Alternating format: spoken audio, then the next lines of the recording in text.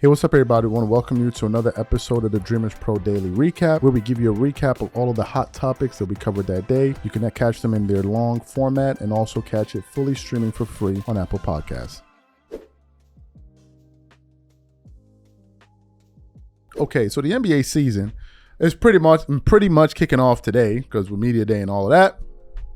Although some teams came back earlier, but the majority of the teams are going to come back. People like Zion and these guys are making news. People try to make videos about. I don't give a damn about what Zion Williamson is doing, his weight loss or what's going on with all those other teams. I really don't care. But anyway, came across this this interview today, very long interview, and it's like a hidden gem that Charles Barkley did at Rowan University Center of Sports Communication and Social Impact. And it was an interview that took place less than 5 days ago rather. It's a very long interview. It's about an hour and 48 minutes. Very, very long. And during this interview, Charles was talking about a bunch of different things. If you guys want to check it out, I've given you the place to hunt it down. But inevitably, as always, the conversation is going to come up about who's the GOAT, Kobe, LeBron, Jordan, and all of that stuff. And in this particular conversation, was no different. So the interviewer, I don't know if they said who the host was. They said Charles Barkley. Yeah, they didn't specify who interviewed him. So the interviewer essentially said that, Charles, you were talking to me in backstage about, the differences between Michael Jordan, LeBron, and Kobe and all of that.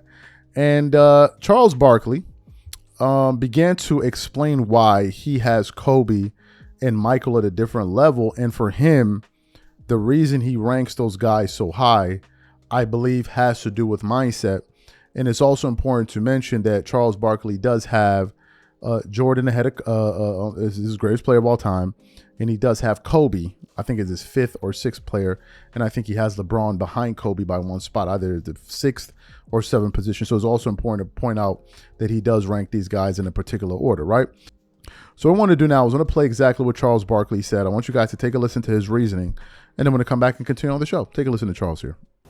You were asked backstage, LeBron, Michael, that's a debate, goes on forever. You played in the Michael era, but you have a lot of respect for LeBron.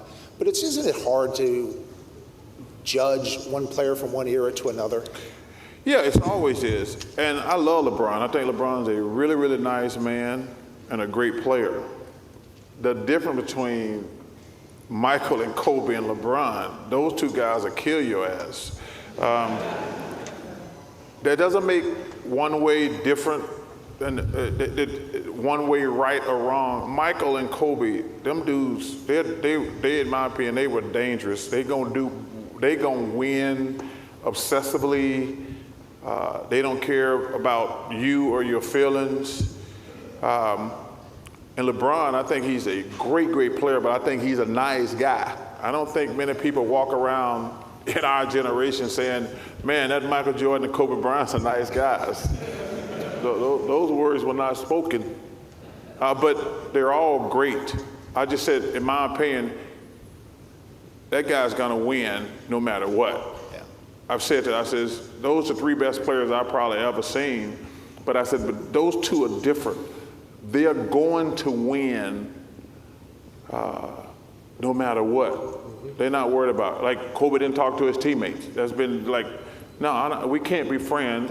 We work together and we're not friends. That was one of the things. And obviously you see in Michael's documentary, he didn't make a lot of friends on the team.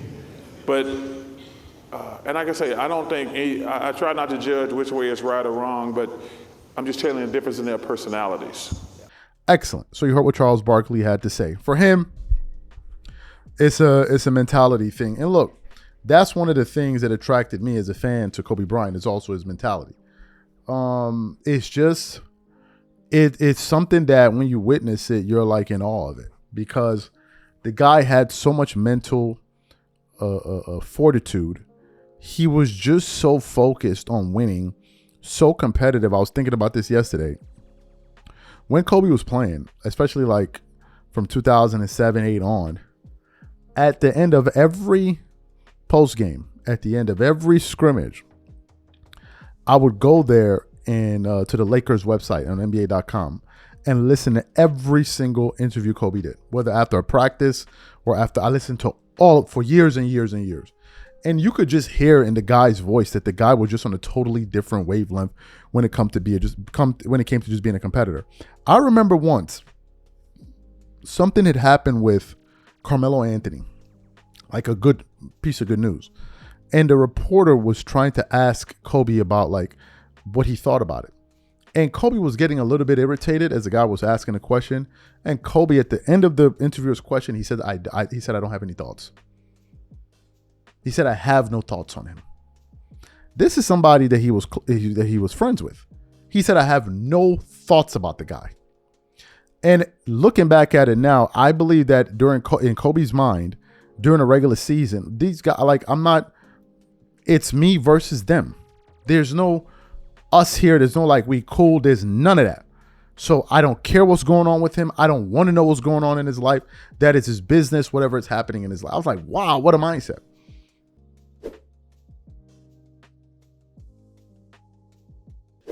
As you guys know, the Lakers made kind of a soft announcement about JJ Redick's new contract, rather that they're going to be extending JJ Redick this year, right?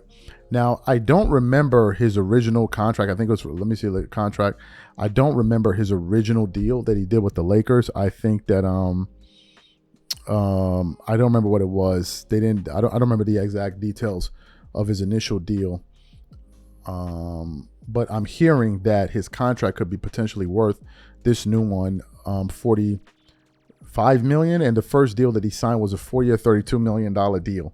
I don't know how all of this works, that he's getting an extension when he just signed the deal. I don't know what the hell is going on with the Lakers. But this news has caused a lot of NBA fans to question the decision-making of Rob Pelinka and these guys. Why? Obviously, the Lakers won 50 games last year. Let me see Lakers record. Last year, they won 50 games. I think they were 50 and 32. So that was a major upgrade in terms of their regular season record. But once again, even though they won 50 games, I think they were the top 4 seed in the West. I think the 3rd or 4th seed. They still ended up with the same result. And in the first round of the playoffs, JJ Redick showed that he was an absolute novice when it came to this thing. He had a lot of hubris. He felt like he knew everything about basketball, the way that he was being marketed by people at ESPN. You would have thought that they got the next Pat Riley. Certainly, that's how they were trying to market him. But after he went in the first round, made some serious blunders, playing all of his starters an entire second half, then going up there and being defensive with the press, a lot of people realize, okay, this guy is not as smart as he thinks he is.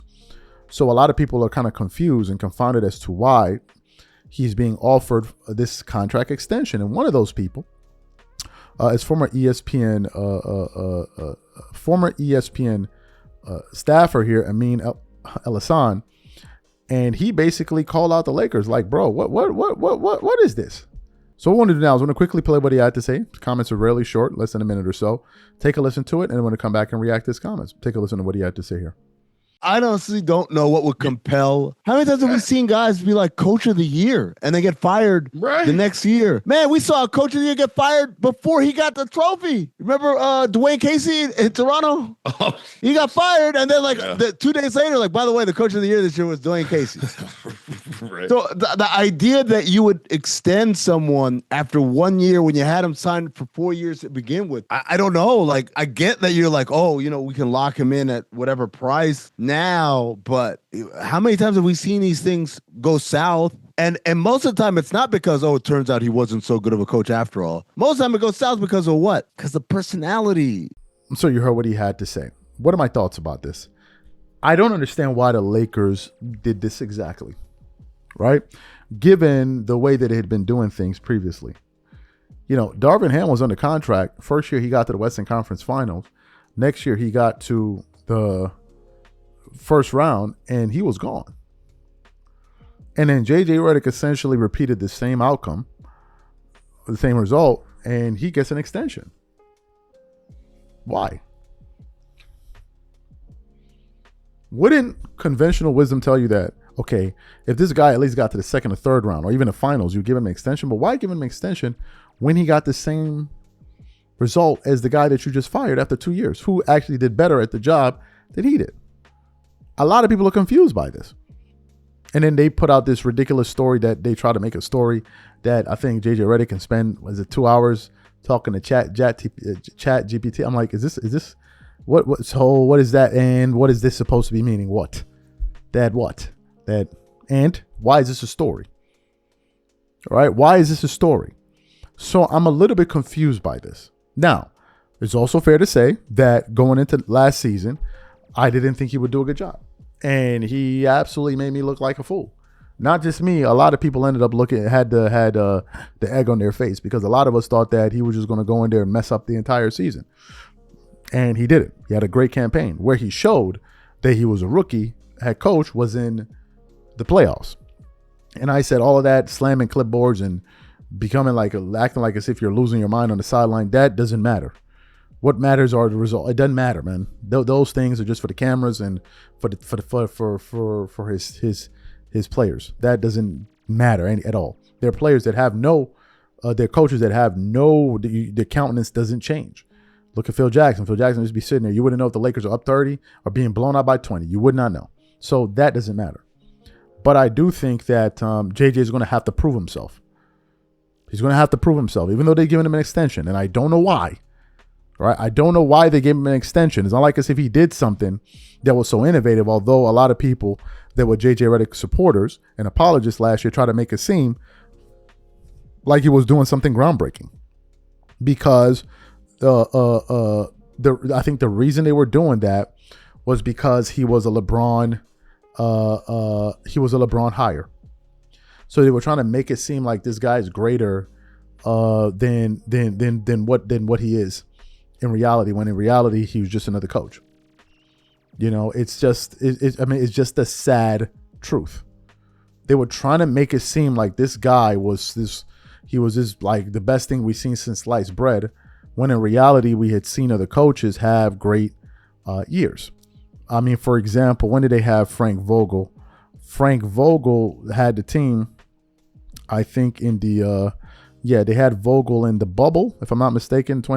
They had some pretty decent records there, and they won a championship under Vogel, right? They won a championship or obviously a truncated season. They had the other year when they lost, but at least they won a championship with him, and they fired him, right? Because they needed somebody to be a scapegoat. Ham took him to the Western Conference Finals. They fired him because they didn't like the fact that he kept his hands in his pockets. So maybe this is just what the Lakers like. They like somebody that's screaming and shouting, and maybe that makes them feel like, okay, if he's doing all of this, he must be doing something.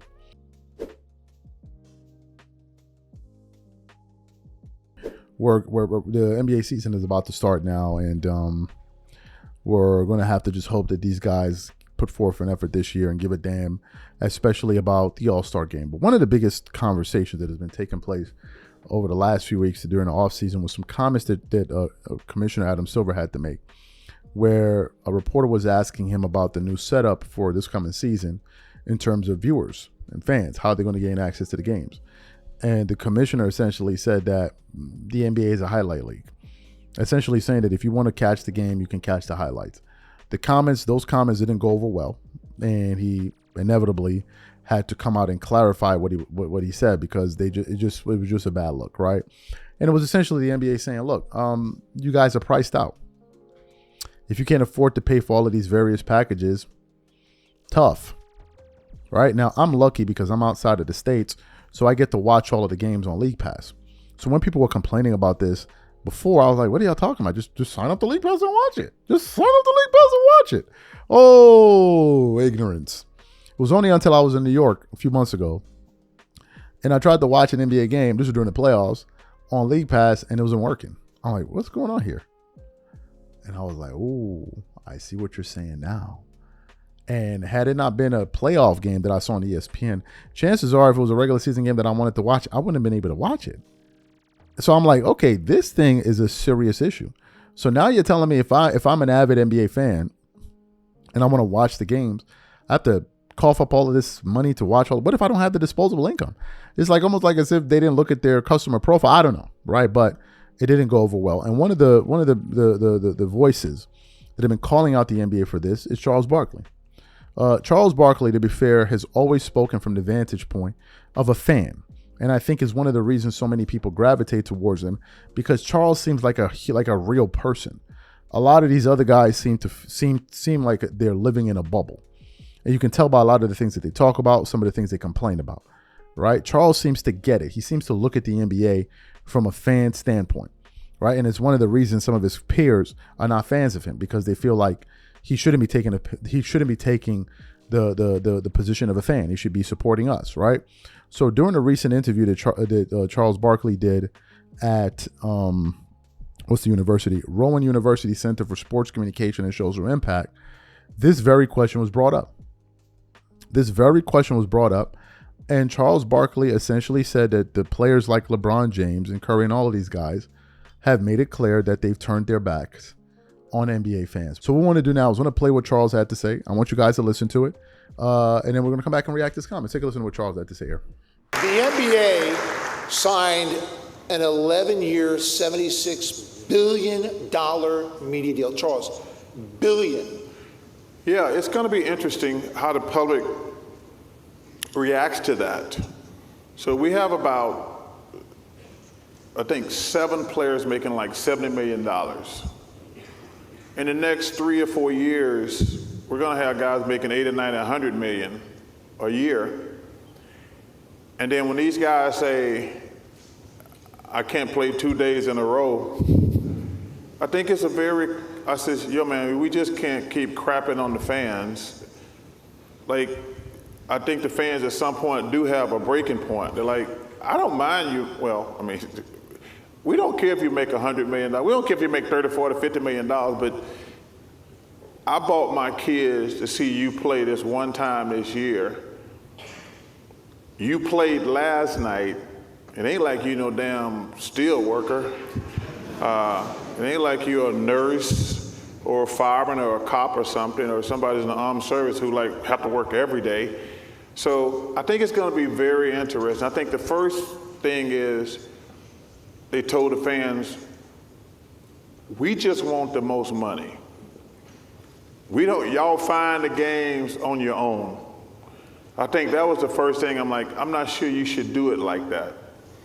Because the most important thing is the fans are an intricate part of sports.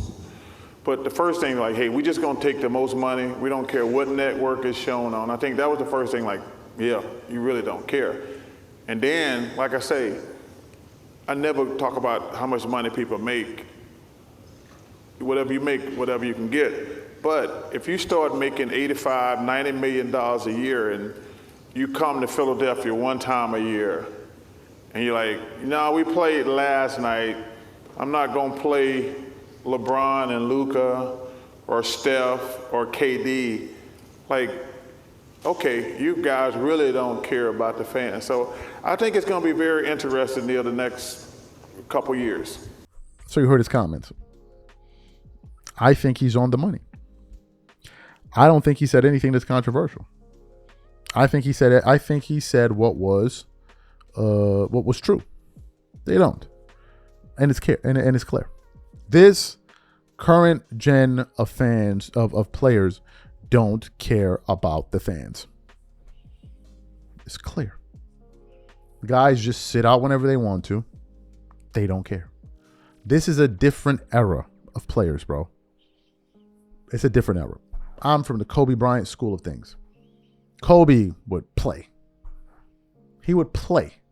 He would go out there and play. Hurt or not. MJ and these guys, they would play.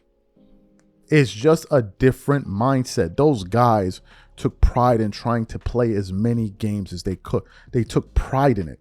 Now, if an NBA player plays 82 games, it's like an international incident. Like it's like national news. It's on CNN. Did you hear so and so guy play? It's like oh my God, really? He played 82 games? It's like big news. That shows you just how bad things are. And the saddest part of all of it is they get paid for 82 games of work that most of them don't even deliver on. It's crazy. But one of the people I also blame is not just the players, is Adam Silver. Because Adam Silver was the one supporting that pseudoscience and load management that was saying that the science should. Adam Silver has been bad. Like, I think we need to also talk. Adam Silver has been a horrible commissioner. Like, he's been bad. I'm just giving you the fantasy perspective of a fan, of a paying customer. You've been bad. Like, you have been bad to the point now where people who thought David Stern was too much of a disciplinarian are wishing he was here. That's how bad you are. It's like the players have been able to get away with anything. Adam Silver was one of the people supporting load management. Then turn around a few years later and saying the science didn't support it. What? You don't need this. You could just look at it from just basic knowledge and say, this thing doesn't make sense. Obviously, if a guy is doing something and not doing something and doing something, not doing something, how is your body going to develop the callus to be able to handle that type of workload when you're off and on, off and on, off? This is basically easy to understand. Oh no, the science says this, the science said that. And a lot of people made a lot of money off a lot of fools. At the expense of fans, you will have marquee names just sitting out. Nothing is wrong with them. Not injured, not nothing, just sitting there. Doing nothing. And the most egregious part about all of it was they would do this on road games. Road games. They wouldn't even let the paying customer know. It was just like, it was damn near unethical. Because these fans are paying to come and see the Stars. You market the Stars. And then they walk through the turnstile just to get there and see, oh, the Stars are not playing. Well, why didn't you inform me? You knew it. You didn't just find out that moment that so-and-so player was not going to play. You knew it, and it was unethical. It's unethical. But because, oh, well, just got to let it be, I-B. That's where we are. And Charles is absolutely right. They don't care about it's just the bloody truth. And somebody got to say it.